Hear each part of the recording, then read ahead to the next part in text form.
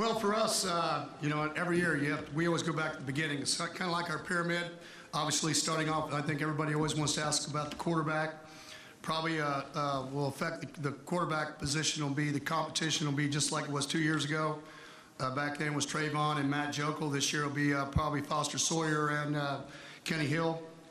And we'll judge quarterbacks just like we always have in the situation, whoever makes the rest of the offense better and who can lead the team and make the less mistakes. And so we'll go into it. I think it's going to be a healthy one. I thought they really improved in the spring. I think we have an opportunity. I think they had a great summer. And so I'm kind of like everybody else. I'm kind of excited about this season. I felt like 2 years ago, this season, this group this summer was like 2 years ago coming off a 4-8 year. I thought it was a lot more attention to detail, a lot more work being done. I thought last year we didn't do as good a job of that during the summertime. And so, I'm really kind of excited to see what all unfolds, because it's easier when you have unknowns as a head coach. I actually have a lot more energy and more excited about this season, I think, going into it than I was a year ago. So here we have a couple weeks and we'll get ready to get it. Okay, we'll take questions for Coach. If you'll put your hand up, we'll get a microphone to you. We've got a question about halfway up in the front here on the left-hand side, Coach. Keep your hand up there. They're coming to you right here. Name and affiliation, please. Harrison Graham, ESPN Dallas Radio. Coach, everybody talks about losing Trevon Boykin, Josh Dotson, some other guys. Can you talk about some of the guys you'll be getting back, especially the guys you lost to injury last year? Well, number one, the greatest part about it is, we basically every ball caught and all the balls thrown, every ball caught in the bowl game was a freshman. Austin Slotman, Joey, that's up at Seattle, our starting center. He didn't play the last 3 ball games. Austin started against Oklahoma, Baylor, and Oregon, and so Matt Pryor did. And so the offensive line and the quarterback position are the 2 places we feel like that we really have to grow up. We have to have some guys. Obviously it's hard to replace a Josh Dotson just on the things he was able to do. But 2 years ago, we didn't know who Josh Dotson was. He walked on at our place and kept growing and kept building. And so for us to have the kind of seasons going forward, you're going to have that next guy that's going to grow up and do things. Defensively, we're lucky we get back Anthony Tejada, which was our best corner a year ago. We lost in the 3rd ball game. We also get back James McFarland, and led us in sacks to go along with Josh Caraway. James did 2 years ago, and then Kenny Iloka. I'll go along with all the younger guys that we have. Really excited about the defensive guys that we got in our freshman class. Just watching them this summer, I think they give us some size and some depth and some length and maybe a little bit more speed to do some things. I think probably the one place that we're paying close attention to is we've had a punter and kicker that have been 4 years into it. They graduated, so we'll have 2 guys that came last semester.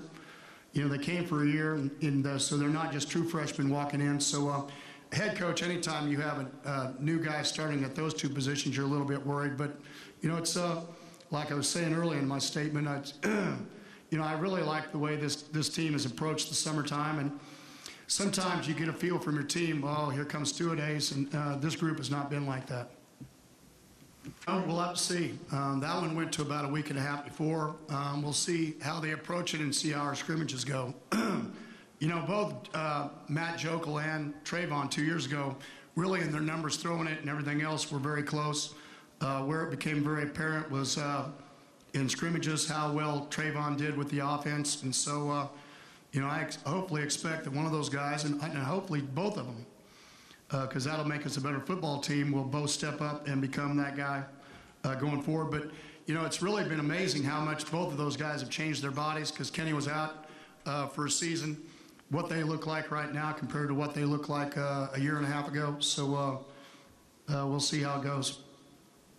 Question on the outside left. Yeah, Nate Fain, Game Day U at the University of Oklahoma. Coach, you pretty much are starting with a clean slate on offense, but because of some of the injuries last year on defense, you had a lot of guys gain a lot of experience.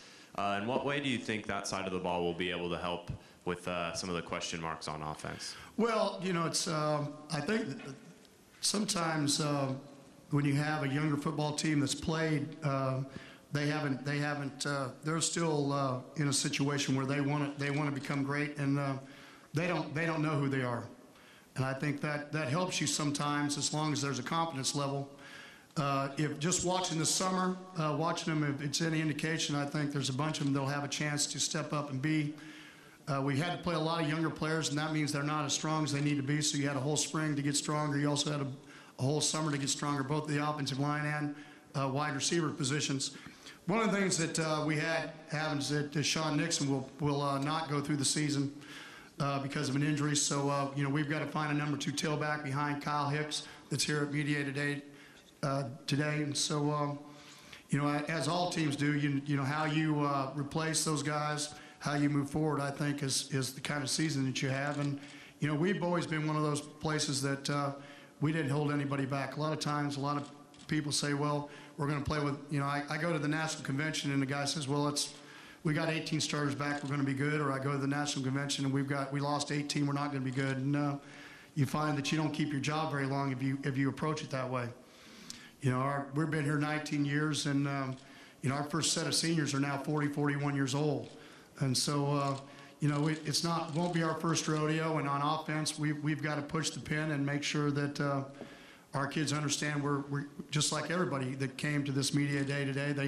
They feel like that if a couple of things would go right, they could win the conference title. And we understand possibly early that we won't be as explosive maybe that we were before, but I'm not going to tell them they can't be. I think, we've got some tough games. I think we have a tough September. You have a, South Dakota State team, which is a 1AA, but they've been in the playoffs. They beat a Kansas team early last year. You got Arkansas coming to town. You have Iowa State, which has a new head coach, and I thought they had some good players. Then you've got Oklahoma, and you have SMU, and we have SMU on a Friday night. The last time we played SMU there on a Friday night, it was one of the more physical ball games that I've been in since I've been at TCU. So our September is going to be a tough one going into the rest of the Big 12 schedule. So last year I felt like we could ease into it a little bit. This year or 2 years ago, and then last year we had our first Big 12 game, Texas Tech, on the third ball game. So for us, every year is different. But I go back to it. I really have liked the way our kids have approached the spring and really how they have approached the summer.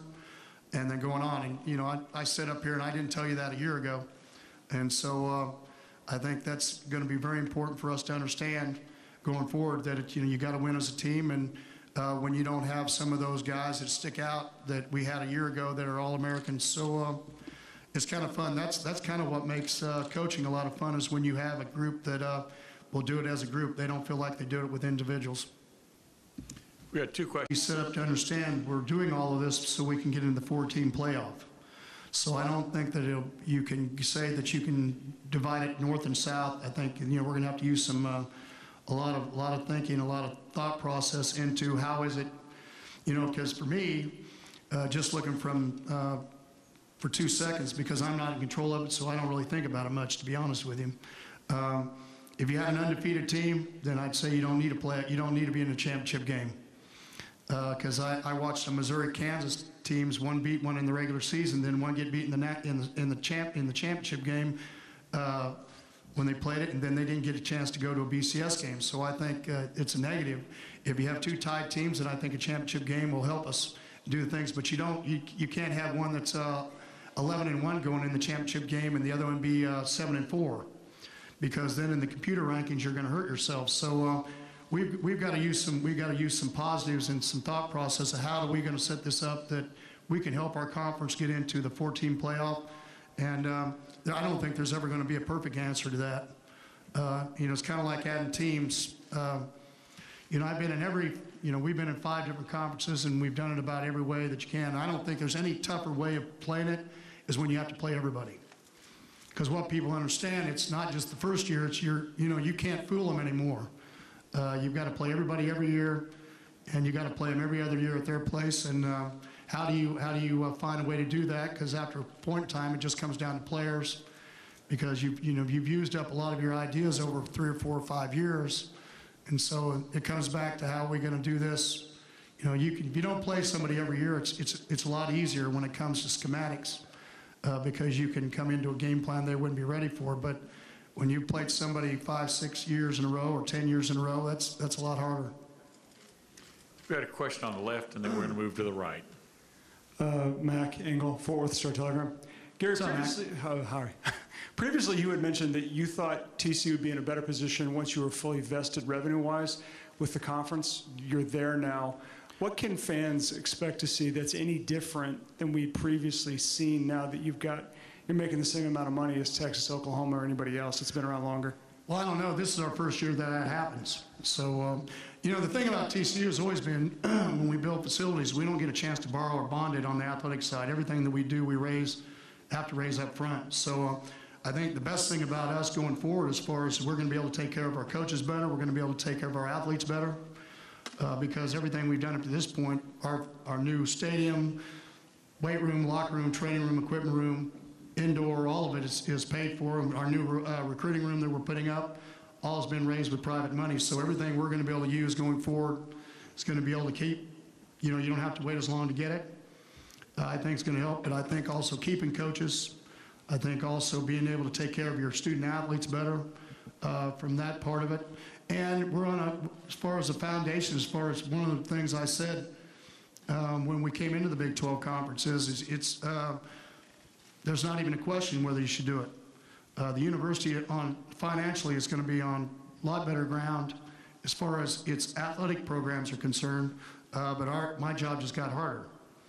But that's the way you'd want it, because we got a better opportunity now to play for a national championship because of who we play and we do things. So fully vested and do all of it. The chancellor and the head coach, the athletic director and the board of trustees will take care of all that. But it really makes a lot different because we basically had our own TV because the university had to spot TCU athletics, and now we're going to be able to stand on our own. Hey, Gary, now that you're entering a season in which he's gone and what he built at Baylor is sort of in flux. Well, number one, Baylor's a good university. Have a lot of Baylor friends, and Jim Grobe and I have known each other for a long time. We were on the ethics committee together, went on trips, him and his wife, trips, and he's a really good football coach. I think you'd be nice if you didn't understand. He's done a great job every place he's ever been. And so, one thing is Baylor is a good university, and they're a good football program, and they got a lot of good players coming back. I don't see that changing much.